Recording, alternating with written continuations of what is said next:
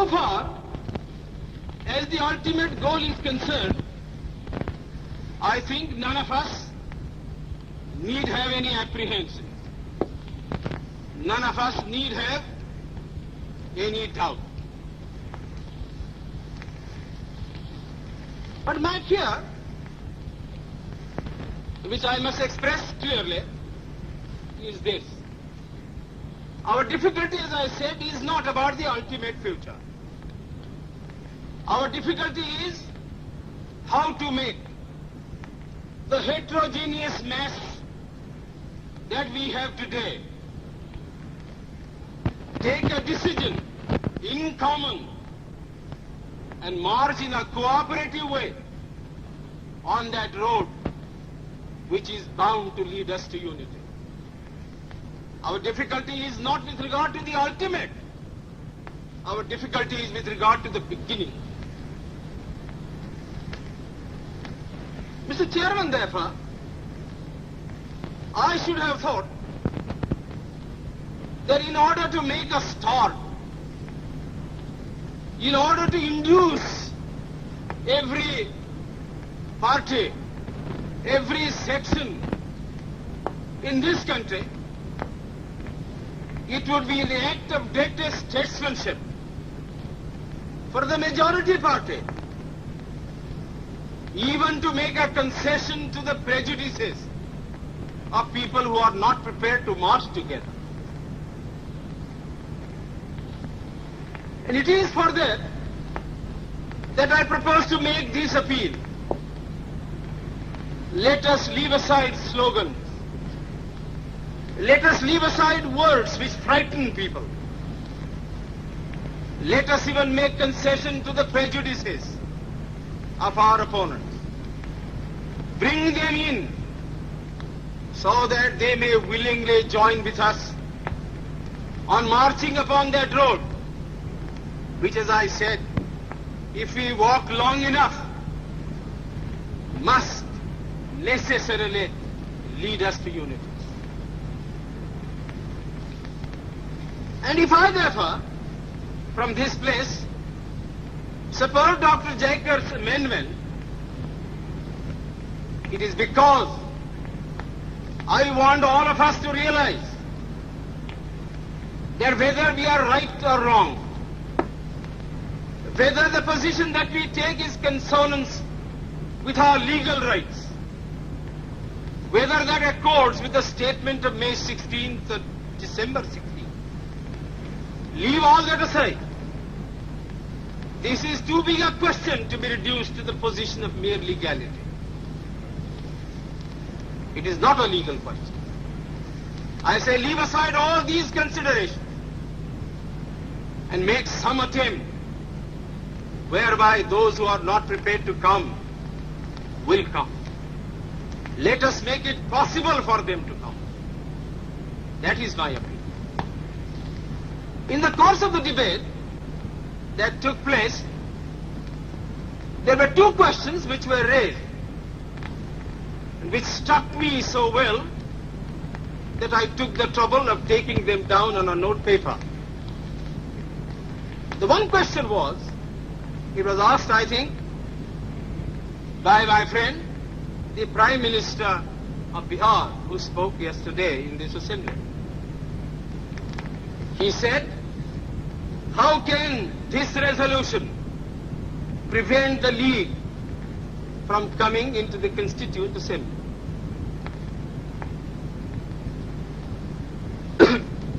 Today, my friend Dr. Shyam Prasad Mukherjee asked another question. Is this resolution inconsistent with the Cabinet Mission's proposal?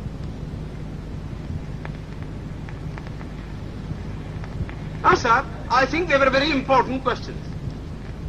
And they I think, ought to be answered. And answered categorically. I do maintain that this resolution, whether it is intended to bring about the result or not, whether it is the result of cold calculation or whether it is a mere matter of accident, is bound to have the result of keeping the Muslim League out. And I'll substantiate what I said. Sir, I invite your attention to paragraph 3 in the resolution, which I think is very significant and very important. Paragraph 3 envisages the future constitution of India. I do not know what is the intention of the mover of the resolution, but I take it that it is a sort of, after this resolution is passed, it will act as a sort of a directive to the Constituent Assembly to frame the Constitution in terms of paragraph 3 of the resolution. What does paragraph 3 speak of? Paragraph 3 says that in this country there shall be two different sets of polity. One at the bottom, the autonomous provinces or the state, or such other areas as care to join a united India. These autonomous units will have full powers.